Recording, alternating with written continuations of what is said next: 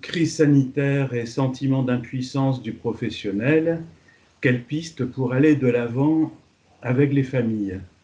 Le contexte du confinement crée une pression supplémentaire à celle qui existe déjà euh, sur les professionnels du fait du rythme institutionnel, du fait de la charge de travail, du fait des difficultés des enfants et des adolescents. Ça, c'est pour la généralité. En l'occurrence, ce confinement-là qui oblige des enfants des internats à rester au foyer, dans les foyers, des enfants placés qui sont obligés de rester dans les familles d'accueil, crée une pression supplémentaire, effectivement, qui a plusieurs aspects.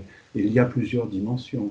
Il y a quelque chose de l'ordre de l'impossibilité de créer des échappatoires. Enfin, les échappatoires, ce sont c'est l'école, c'est les rendez-vous dans la journée ou dans la semaine qui viennent ponctuer le rythme et créer des moments d'absence, des moments de séparation et donc des moments de retrouvailles. Bien sûr que les assistants familiaux soufflent pendant la journée quand les enfants sont à l'école, de la même manière que les éducateurs d'internat, ma foi, peuvent être soulagés de faire autre chose. Bref, il y a là une continuité d'exercice, une permanence dans l'exercice qui rend les choses difficiles. Il ne faut pas oublier secondairement que les professionnels eux-mêmes peuvent craindre pour eux la contamination par le virus, craignent aussi pour leur famille, enfin de ramener ce qui se passe là où ils travaillent à la maison quand ils rentrent chez eux le soir, ou même exposer leur famille pour les familles d'accueil, par exemple, à ce qui peut venir de l'extérieur. Cette pression-là, cette peur-là, enfin il faut parler de peur, je crois, cette peur-là est de nature à affecter les professionnels. Et puis, il y a bien sûr une exigence liée au fait même d'exercer son métier, c'est-à-dire de faire l'éducation d'un enfant, à quoi se rajoute là, présentement, le fait peut-être de lui faire faire ses travaux, ses devoirs d'école, peut-être d'animer aussi la journée, de se transformer à l'occasion en animateur. Enfin, il y a une multiplication, une démultiplication des rôles, donc des responsabilités, donc des ambitions peut-être, enfin des objectifs que les professionnels se donnent. Il faut réussir tout ça. Alors c'est bien sûr trop, à l'évidence, c'est-à-dire on ne peut pas tout faire, on ne peut pas tout réussir, et on ne peut pas, enfin c'est une règle générale, on ne peut pas démultiplier les rôles au point de pouvoir être un petit peu comme un homme orchestre. On peut être un chef d'orchestre, mais on ne peut pas être un homme orchestre à soi, on ne peut pas être un orchestre à soi tout seul. Donc il y a quelque chose autour du fait de se sentir démuni, pour reprendre cette expression-là qu'on entend des professionnels, on se sent démuni au moment où finalement on est confronté à quelque chose, euh, enfin au moment où l'on rencontre une limite à son pouvoir, une limite à son ambition. Cette limite, pourrait-on dire, est salutaire. Elle vient nous rappeler qu'on ne peut pas tout faire, qu'on ne sait pas tout, qu'on ne peut pas tout.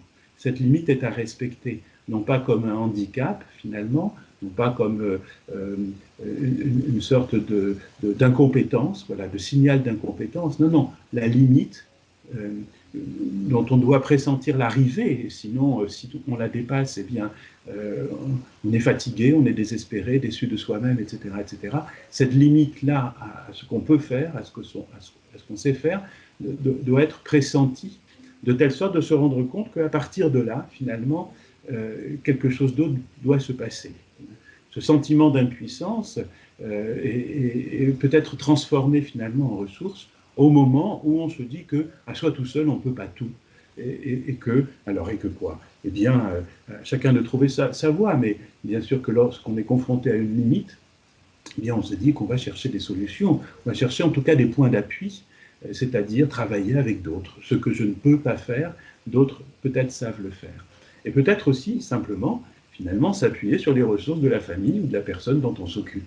Parce que finalement, le fait d'être confronté à cette limite-là, qui arrive finalement assez vite au moment où la charge de travail est importante, et trop importante, comme c'est le cas actuellement, eh bien, le fait d'être confronté à cette limite nous rappelle à ceci que finalement, en action sociale, en travail social en général, peut-être qu'on n'a pas, on ne possède pas en tant que professionnel, aussi expert soit-on, ce qui manque à l'autre pour qu'il soit heureux, soulagé de ses maux, enfin guéri, etc. etc.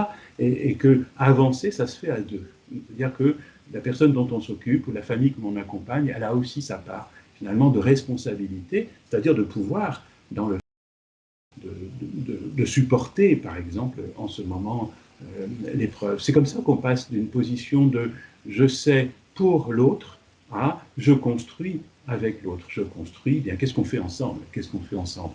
Voilà quelques pistes que l'on pourrait mettre en avant finalement pour essayer de dépasser ce sentiment d'impuissance qui peut amener à démissionner ou alors à changer de manière de faire, c'est-à-dire de voir les choses et de faire avec l'autre plutôt que pour l'autre.